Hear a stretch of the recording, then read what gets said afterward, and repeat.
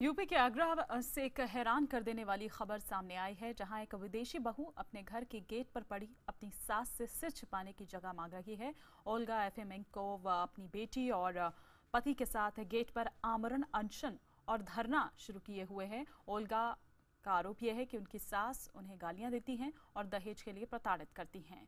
बहू और बेटे का आरोप है कि निर्मला सिंह ने अपनी सारी प्रॉपर्टी अपनी लड़की को दान कर दी है और उन्हें घर में रखने के लिए पैसों की डिमांड कर रही हैं।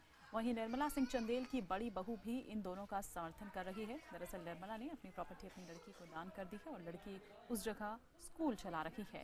हालांकि निर्मला सिंह चंदेल अपना पक्ष रख रही है, लेकिन ओल्गा का अपनी बेटी और पति के साथ घर के गेट पर प्रदर्शन करना उनकी दलीलों पर सवाल खड़े कर रहा है।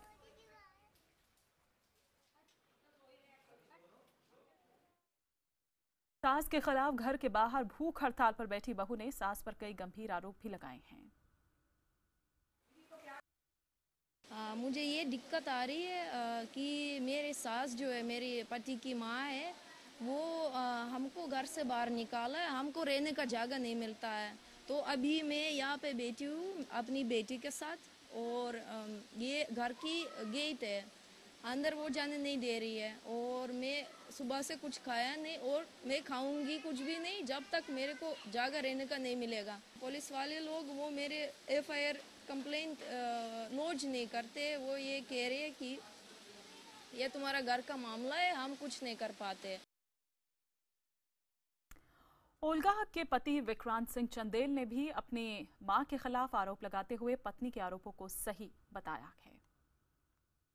यहाँ पर मेरी माँ, जिसका नाम है निर्मला चंदेल, उन्होंने क्या कहते हैं, मुझे और मेरी बहू को घर से बाहर निकाल दिया है। मारपीट करती हैं और दहेज मांगती हैं, पैसा मांगती हैं। मुझे पता नहीं 11 लाख रुपए की इन्होंने मांग रखी है जो इनको चाहिए।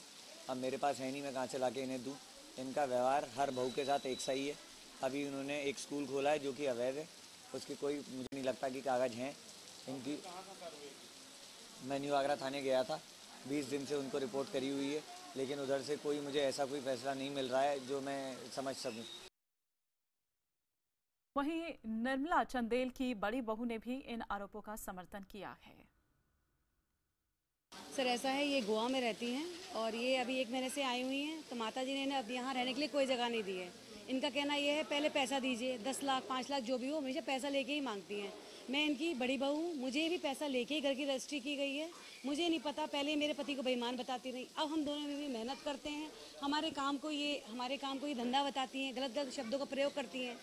तो हम पुलिस की शरण में गए, पुलिस ने कहा आपस में बैठ के समझौता करें, इनको इनका हिस्सा मिलेगा। इनके सपोर्ट में मेरे ससुर जी हैं, मैं, मेरे हस्बैंड और दोनों बच्चे हैं। हालांकि निर्मला चंदेल ने सभी आरोपों से इनकार करते हुए बेटे और बहू पर प्रताड़ित करने का आरोप लगाया है। ऐसा है जी, मेरा घर बिल्कुल खुला है, मैं एक कमरे में रहती हूँ। बाकी जो पोर्शन में है वो मेरी बेटी का है और बेटी के स्कूल में चला रही हूँ।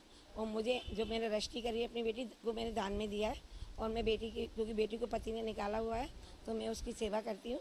जो अब मेरे पैर में बहुत दर्द है 24 तारीख से, और आप मेरी रिपोर्ट देख सकते हैं और डॉक्टर से पूछ सकते हैं। इन्होंने मुझे ये जुआ ये खेलते हैं, शराब ये पीते हैं, नशा ये करते हैं, इनका टेस्ट करा सकते हैं आप। और मुझे गालियाँ बकते हैं, मेरे बच्चों को गालियाँ बकते हैं, मेरे को स्कूल चलाना मुश्किल कर दिया, मुझे कोई काम नहीं करने देते।